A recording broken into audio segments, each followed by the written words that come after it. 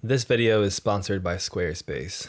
I'm recording this video on the 27th of January, so I'm aware that there will probably be more developments in the stories I'm about to talk about before this video comes out. And frankly, I'm not sure if this video is going to stand out much in the sea of videos and overall content about billionaires that keeps coming out.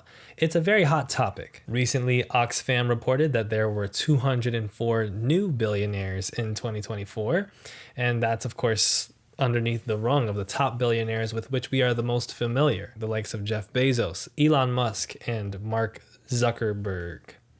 Sorry, I just get uncomfortable whenever I have to say his name. And of course, underneath that rung of billionaires, we have a rung of very rich people who would love nothing more than to become billionaires as well. Those people, seeing the opportunity being capitalized on by the billionaire class, vying for political control over the United States through the current presidency of Donald Trump, are fighting tooth and nail to try to get the next best spot. The DC housing market right now is apparently popping, at least if you're talking about the rich big houses that are close to the White House. Seems like a lot of people are trying to get as close in proximity to that space as possible. Now, with that, there's also been a lot of attention towards the, let's say, eccentricities of the billionaire class of people like Mark Zuckerberg, who recently was on a Joe Rogan podcast sporting a new face, very nice, and talking about how workplaces need masculine energy. Or also driving Meta to have a new set of policies that will continue to be harmful towards marginalized people. You know the deal.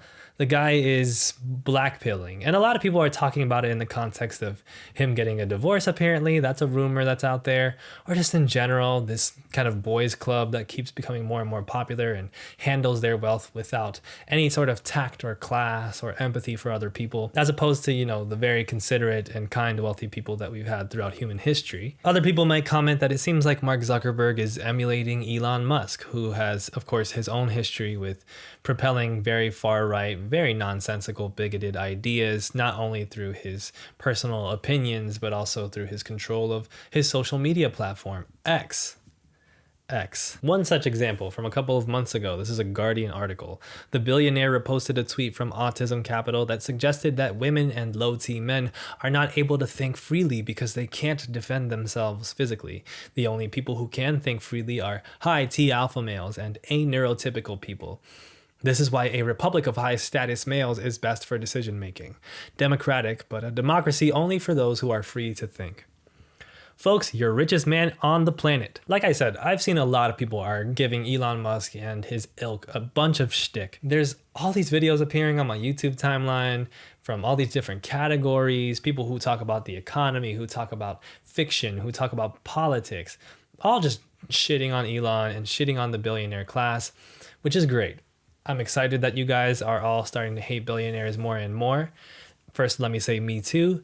And also for some of you, what took you so long? What I want to do in this video is put forth my own theory of why billionaires are acting like this. What's with the broligarchy? What's with the red billionaires? Why are people like Elon Musk and Mark Zuckerberg seemingly rooting themselves more and more in ideas of patriarchy, in very arch conservative ideas, in very red pill Andrew Tate-like ideas, as well as being very anti-migrant, as well as being very, just pick your bad thing here. And why does it seem like more and more billionaires are gradually shifting themselves in that direction too, like Bill Gates, who endorsed Kamala Harris in the 2024 presidential election, has long announced himself to be a type of liberal, but as soon as Trump got elected was essentially like, I'm kind of warming up to this Trump guy. Sam Altman had a whole quite pathetic tweet about how he was probably thinking like a NPC when he was hating on Trump before, and he's come to understand that the guy is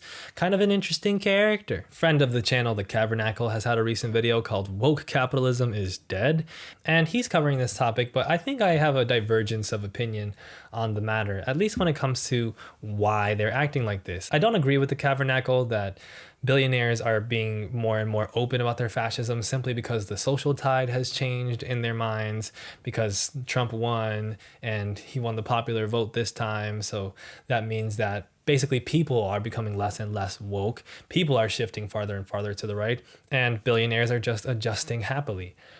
I don't think that that's true.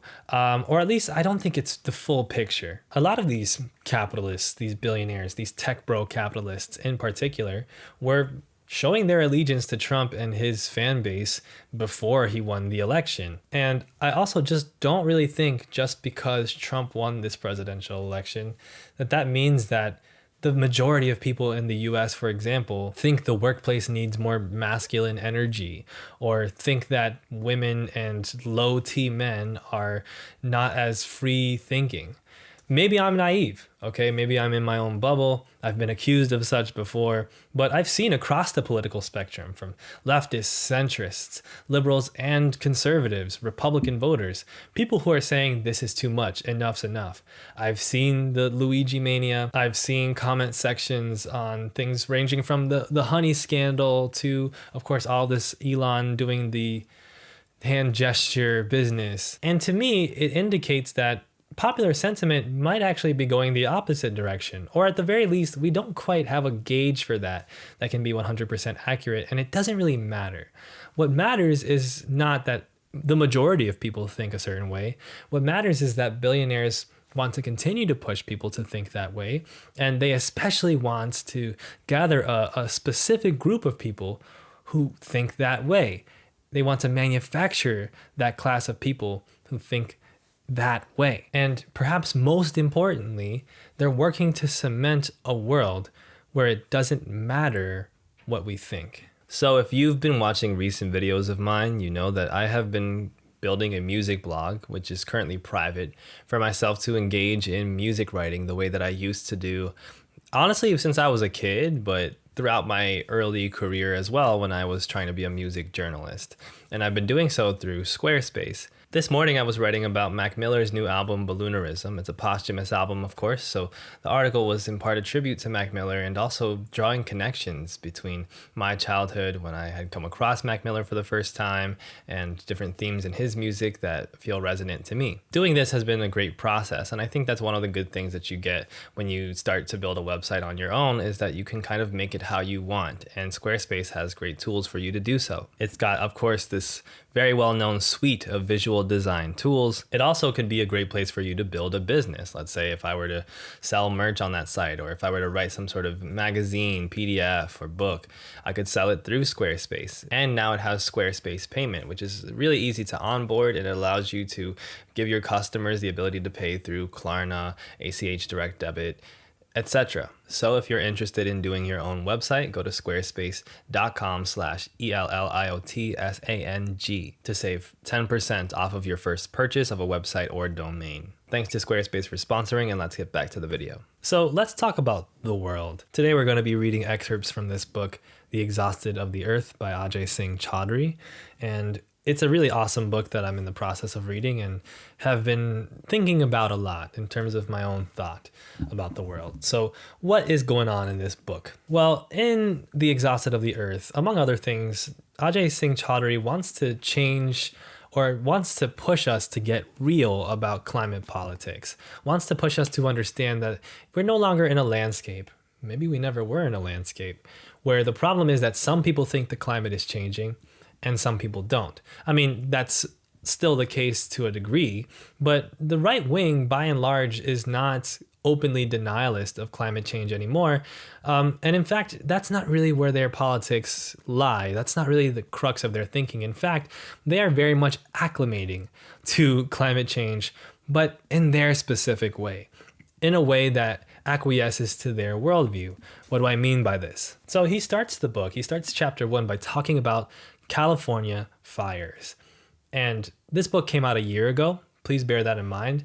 Very relevant, that topic of California fires right now, of course, and shows us that we're not in a situation where climate change is going to unite humanity against a increasingly burning world, but in fact that political divisions are fomenting that are basically the same as the ones we already had, but are more so about what we do about that burning world. And there's a type of right-wing climate realism that's seeking to take advantage of these climate crises and capitalize as much as possible off of these forms of extraction so that the wealthy, the elite, continue to entrench themselves as more and more resourced and unstoppable in a sense. Let me give you a quote. At first glance, the story of the 2018 California fires is one in which everyone stands together, rich and poor, black and white, famous and unknown.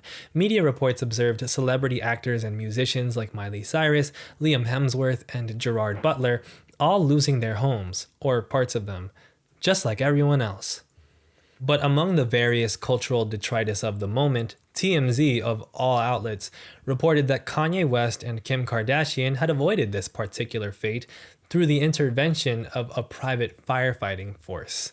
This was not some one-off procurement or out-of-the-ordinary solution, and beyond their staggering wealth, it had little to do with West or Kardashian personally. Over the past decade and a half, major insurance companies like AIG and Chubb have begun to offer private emergency services to elite policyholders.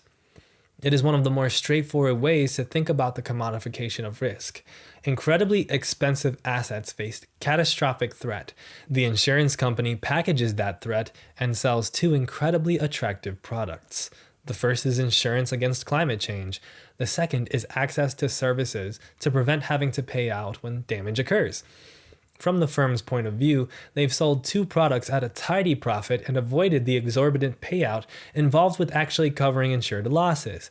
From the client's point of view, despite a steep cost, the financial and psychological burden of losing their home is avoided.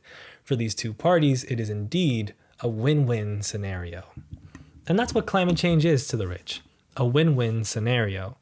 In fact, this story, of course, might ring familiar to you if you saw, for instance, the tweet from a guy named Keith Wasserman, who has since nuked all of his social media.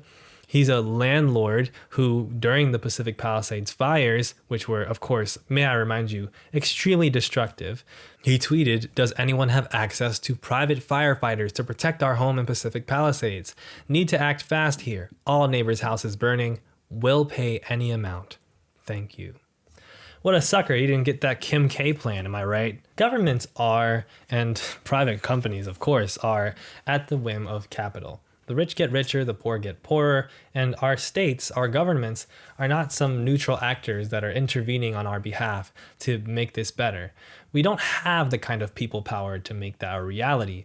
If we did before, we definitely don't now, because the rich got even richer and continued to deregulate industries and destroy social services and commodify absolutely everything. This kind of phenomenon has never been more clear than now. Fascist ideologies are becoming more popular not only in the US, but around the world. And these fascist ideologies are not complete denialism of climate change in most cases. They in fact have their own very peculiar responses to climate change. Ajay Singh Chaudhary writes, "We can have Narendra Modi's neo-fascist Hindutva spiritual environmentalism, which simultaneously dismantles India's regulatory regime, 99.82% of recent industrial projects have been swiftly permitted, boasts of its Paris commitments, pledges photovoltaic build-out, and preaches special attention to yoga amidst discussions about climate change, while pinning social and ecological crises on Muslims, Dalits, and secularists, and pursuing adaptation and mitigation in ways that can sometimes literally pave over them." Or we can have Jair Bolsonaro calling for extractive genocide in the Amazon without much reference to ecology at all. We can have the burgeoning green-black eco-fascist political formations coming back into the European vogue that cite climate change as the reason for reactionary policies, from borders to eugenics. He goes on to describe parties that are forming in Austria, in Switzerland, etc., etc. And he finishes this passage with the outstanding quote, "Green really is the new black." Uh-oh. So why? Why are they acting like this, right? Why is Mark Zuckerberg being a chud? Why is Elon Musk doing the Hitler salute and pretending to not do it? What's going on? Why would that be rational? Why would that make sense for them to do?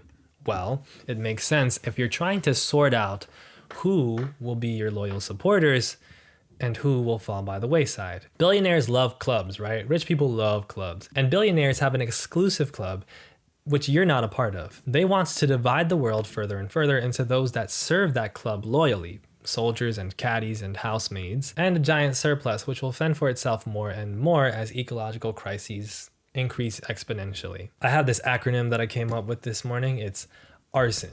Very thematic, of course. So what's arson? Arson is the process. It's the sorting process that billionaires are putting us through.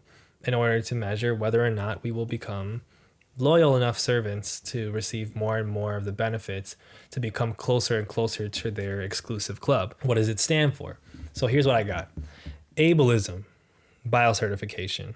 If you're curious about biocertification, you should read the book Health Communism, but essentially it's just about how systems, healthcare systems primarily is what they're talking about, will sort out whether or not you're deserving of care. Are you hardworking enough? And to me, ableism and biocertification, of course, go hand in hand in that there's a biological certification that these systems do, that billionaires are kind of doing to us to sort out, well, are you deserving of care, or would it be a waste because your immune system is too weak, because your body is too disabled? Elon has his own perverse way of doing this kind of fake pro-autism idea. It's like this Aspie supremacy thing. He doesn't have any real interest in protecting autistic rights. He's not interested in protecting people who have different brains, different wirings. He has interest in preserving a specific type of thinking, though. Ultimately, the question is, do you have a body that will work for me? No? Well, just go die of COVID then. R is racism, extra biocertification. Racism is not biological. It's nothing to do with our genetics. It's nothing to do with what's really inside of us. It doesn't separate us at all as species at all. Of course, we debunked all that science long ago, but it is a type of biocertification still, because it sorts out what our bodies communicate and whether or not our bodies belong to the same processes as the other bodies, the bodies that are the normal ones. What does your phenotype communicate to the rest of this servant society that we're constructing? If you are of a different phenotype, of Indian descent, let's say, well, you better make that worth my while as a white supremacist, or else out you go. S is for sexism, patriarchy, and heterosexuality. Are you a man? If not, then you're just not going to get any power here. We're not interested in giving power to people who are supposed to be having our babies. You are our instruments. If you are a man, which is to say, if you fit the category of man that we think is correct, which is to say a, cisgender heterosexual man, yeah, okay, that works. Bear in mind that means as a man that it's not enough to just be a man. You have to be a man that instrumentalizes non-men to your own gain. That's the way that they work, and that's the way that you're supposed to work. If you don't, well, that's where all those accusations of you being a cook or you being gay or whatever come from. O is for obedience. The able-bodied, racially correct man who obeys the upper classes has to know his place in relation to the elites. You have to deny your own humanity hard enough for you to be allowed into the realm of the dehumanizer. The N stands for negation. Yes, this is Elliot from the future, realizing he forgot to say that. As long as you don't negate your humanity, well, you're going to see through all this shit, and it's going to make you a little bit too hesitant, a little bit too sad, and that's not usable. The broligarchy, what I'm saying, is doing a recruitment strategy, an education strategy. They're training us, okay? And it's not even about them necessarily believing everything they do. A lot of times it's trolling, right? People ask, well, is Elon Musk actually a Nazi? Or is he just trolling, pretending to be a Nazi by doing the salute? Or is he, as he says, just doing it by accident, which in itself is obviously another form of trolling? Well, what's important is not what he's actually thinking, but how we respond. Do we let him get away with it? Do we increasingly find that kind of behavior to be normal, that kind of thinking to be normal? Do we continuously lead our sympathies towards people who are accidentally Nazis and also maybe who actually are Nazis? What kind of things will we allow them to get away with? If we don't allow them to get away with it, if we stand against that, we don't fit the description. We're not obedient enough, and we're not open-minded enough to the kind of worldview and disposition that they need us to have. Understand that, this all sounds like conspiracy thinking in a sense, but I feel like this rings true as much as possible. I just think that this makes the most sense, because When you're establishing a society that has less and less wealth equality, that is more and more unequal, that is more and more jarringly separated between rich and poor, the people who are rich have a lot more say in terms of where resources go and who gets to be a part of that club that determines those resources. And so in a way, it's almost like beyond capitalism. Ajay Singh Chaudhary writes, understood within a larger climate portrait, this is building or at least preparing for a world that is an extension of what I call the extractive circuit. That is, capitalism in the 21st century in its full socio-ecological expression, working for fewer and fewer, or one of vigilant, restrictive hypernationalisms, or even structurally neo-feudal, rather different post-capitalist vision for if or when the extractive circuit breaks, or a world of all three. The possibilities are endless, but ultimately it comes back to less and less for people underneath, and more for people on top. And the more that they have that, the more norms they can demand of us. And that's how Elon Musk can speak at an AFP rally in Germany, even though he isn't German at all, and say pretty vaguely Nazi stuff about how the German people are an ancient breed and how they basically are super justified and super rad for like wanting to kick out migrants, because those things coalesce. It doesn't matter if in one country there is a ideal of multiculturalism. It doesn't matter if in another country there's an ideal of everybody being of the same race. As long as that wealth separation remains the target, remains the way things function, then that facilitates what Elon Musk needs. And so he can build solidarity and alliances with all of those different forms that kind of dynamic takes up. This is also what happens when resistance is broken further and further, right? We used to have more people power. We used to have more possibilities for pushing politicians to support our needs, to give us more stuff. That was what the labor rights struggles of the 20th century were. That was what the Black Panthers did. That was what communists did throughout the 20th century. Facts only. I don't care if you dispute that. It's just the truth. There is no social safety net in the US, for instance, without the hard work of communists and socialists. Well, what happens when there are no more communists and socialists? You know the poem. There's no active, strong resistance against this far-right coalition right now, which has its own problems. I mean, it does seem to me like this is not going to hold out very well in the future. Like, this is a very tenuous alliance.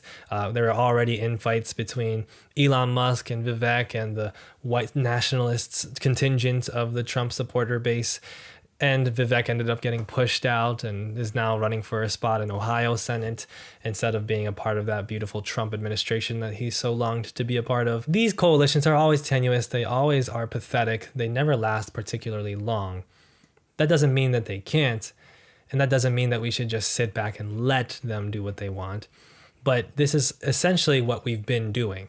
As long as we've been relying on a Democratic Party that is subject to the same desires, the same interests, the same class of people and their wants and their needs, then ours were never going to be part of the picture. And there's no waiting around for a good billionaire to show up and push the interests in a different direction. That's simply not very smart. It's not a good idea. Remember, Bill Gates endorsed Kamala Harris. Now look what's happening. It's going to take reforming God's honest people power to resist them. And of course, many people have many theories on how that should happen. But I do believe that it will happen. That might sound naive. Again, I'm always risking sounding naive on this channel. But I think it will happen, or at least I think it's very possible. You can call me what you want, but I would rather be naive than consent in advance to this. So I want to conclude with this concept called Drew Goodenism. And I want to talk about this perhaps in a separate video if you guys find this interesting. I titled this conclusion Beyond Drew Goodenism because it reminds me of how Drew Gooden videos, which are these excellent deep dives into topics like cars are getting dumber, you know, the changing in the production of cars, or AI on YouTube, and the feeling that you get when you don't really have a next step after watching those videos, which I think is the case for a lot of people. I think a lot of people watch Drew Gooden talk about AI becoming more and more prevalent on YouTube, despite how utterly awful it is to watch, and think, man, it's just like the world is getting dumber and the people who are in charge are getting increasingly bad and dumb, and I have no power in this. I do think we have to start thinking past that. We have to understand that there is a rationale for the things that these weirdos are doing, even if they are still objectively weird and irrational things to do in a lot of ways, even if they don't realize what they're doing, which I am sure is the case a lot of the time. I have heard, unfortunately, the Mark Zuckerberg T-Pain collaboration. From the windows to the walls, till sweat drops down my balls. Moving beyond Drew Goodenism is asking, what do I do after watching a Drew Gooden video?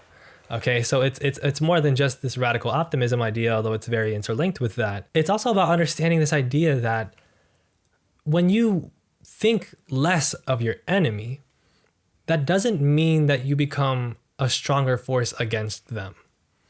If you simply are willing to believe that there's no rationality, no interesting cause and effect of why billionaires are continuing to behave like this, other than they must have some personal issues, they must be personally bad people, then you're going to put yourself in a really helpless mental position, which will cause you to oftentimes slip into doomerism and become less effective as a thinker and as a part of our society. At the core of red pill ideology, at the core of how car companies are producing new cars, at the core of all this god-awful AI slop on YouTube, there is a rationality. The badness is the point. The irrationality is the rationale. They're testing you. How much of this can you take? How long can you dislike this before you eventually capitulate? And what are you going to do about it? We'll put AI all over your face. We'll take down your favorite app. Then we'll bring it back up in some charade where we obviously alter it when it comes back. We'll do all these things to ruin all of your favorite stuff. What are you going to do about it? For many people, the answer is, I guess this is just cool now. And that's where we have a problem. But we also have a problem in the idea that there's nothing we can do in the first place. I remember in the car video that Drew Gooden does, there's a lot of talk about Tesla worshippers and Elon Musk worshippers. And of course it's, satisfying and valid to make fun of these people as being pathetic and as being completely fundamentally irrational, destroying themselves at the cult of Elon. But we don't realize that they're appealing to somebody. They're making their dua, okay? They're appealing to their new god kings. And in many cases, those god kings will listen and endow them with small gifts. They recognize that the world is shifting, and they're trying to be a part of the side that has more stuff. So as pathetic as it might look, it makes sense.